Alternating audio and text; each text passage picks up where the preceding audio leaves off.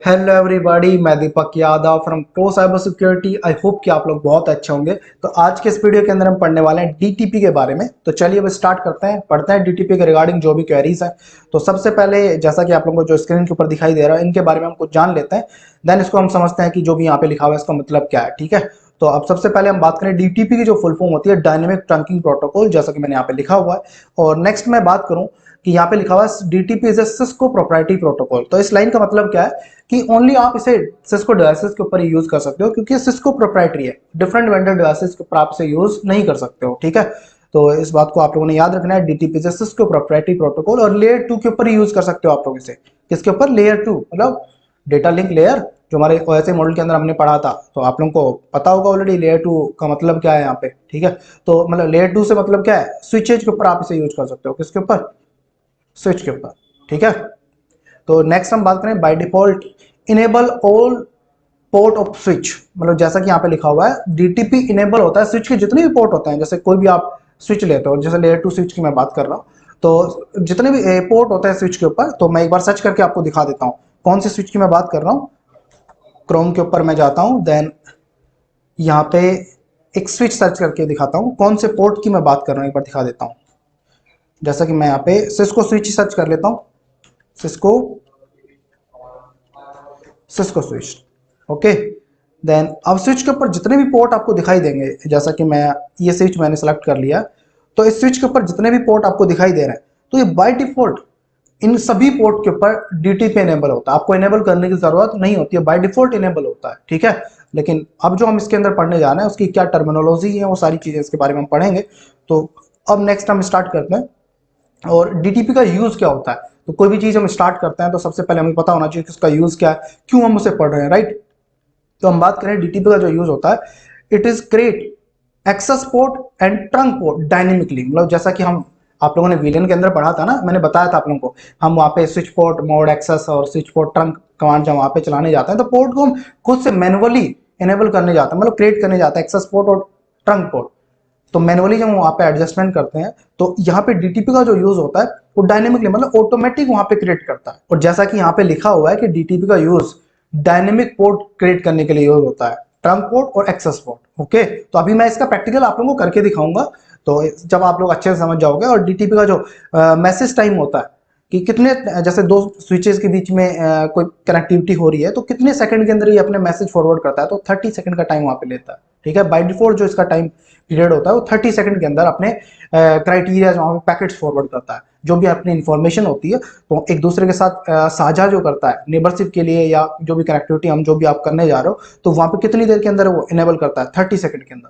ठीक है, तो ये इसका मैसेज टाइम पीरियड है कि ये कितने टाइम के अंदर अपने पैकेट्स को फॉरवर्ड करता है, तो कितना टाइम वहां पे लेता है, तो 30 सेकंड का टाइम लेता है। और डीटीपी के अंदर दो मोड्स होते हैं, और एक बार मैं इसको मिटा देता हूँ। कौन कौन से? एक तो डायनेमिक ऑटो और एक डायनेमिक डिजायरेबल। ये दो पोर्ट्स वहां पे यूज करते हैं हम एज ए ट्रंक पोर्ट और एक्सेस पोर्ट बनाने के लिए। तो एक बार मैं समझा देता हूँ कि जैसा कि मैं मान लो एक मेरे पास यहाँ पे एक स्विच यहाँ पे है, और एक स्विच मैं यहाँ पे ले लेता हूँ। ठीक है, दो स्विच मेरे पास हो गए, और यहाँ पे मैं डायनेमिक ऑटो का यूज करता हूँ।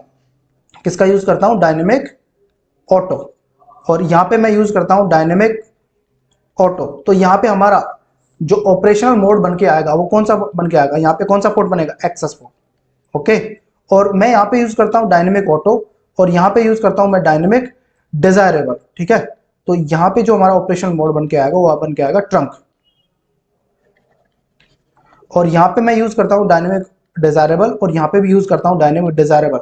तो हमारा ऑपरेशनल जो मोड बन के आएगा वो भी क्या बन के आएगा? ट्रंक। ओके, तो एक बार दोबारा से मैं अच्छे से समझा देता हूँ, देन मैं इसको एक बार मिटा देता हूँ कि स्विच के ऊपर कौन कौन से पोर्ट वहां पे हमारे वर्क करते हैं।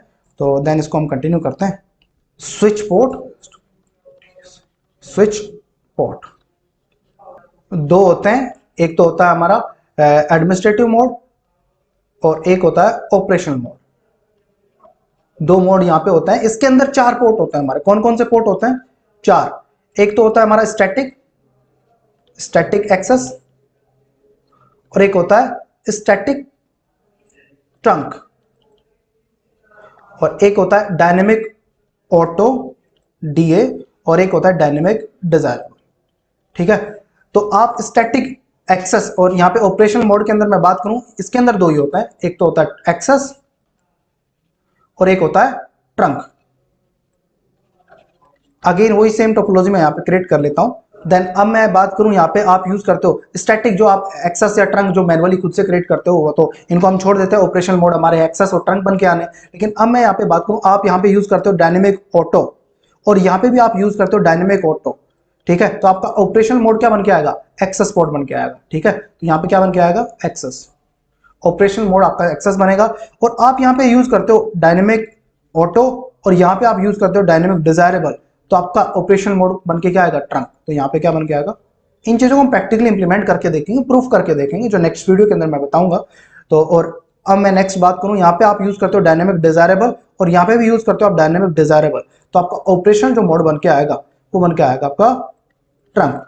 तो आई थिंक आप लोग समझ गए होंगे, यहाँ पे डीटीपी का यूज हो रहा है डायनेमिक पोर्ट क्रिएट करने के लिए, एक्सेस पोर्ट और ट्रंक पोर्ट क्रिएट करने के लिए, जो एज अ डायनेमिकली वहां पे क्रिएट करता है। बाय डिफॉल्ट इसको डिवाइसेस के ऊपर इनेबल होता है, और इसका मैसेज टाइम जो होता है 30 सेकंड होता है, तो ये आप लोगों ने याद रखना है। और हम बात करें डीटीपी के अंदर दो मैसेज टाइप होते हैं, एक तो डायनेमिक ऑटो और एक डायनेमिक डिजायरेबल, जैसा कि मैंने यहाँ पे लिखा हुआ भी है, तो आप लोगों ने इनको अच्छे से एक बार पढ़ लेना है। तो जो मैंने यहाँ पे लिखा हुआ है, देन जो भी चीज मैंने यहाँ पे अभी करके बताया आप लोगों को, इसको प्रैक्टिकली इंप्लीमेंट करेंगे हम नेक्स्ट वीडियो के अंदर। तो इस वीडियो के लिए इतना ही, और आप लोगों ने नेक्स्ट वीडियो को जरूर देखना। तो मिलते हैं फिर एक नए वीडियो में, जब तक के लिए बाय बाय, टेक केयर।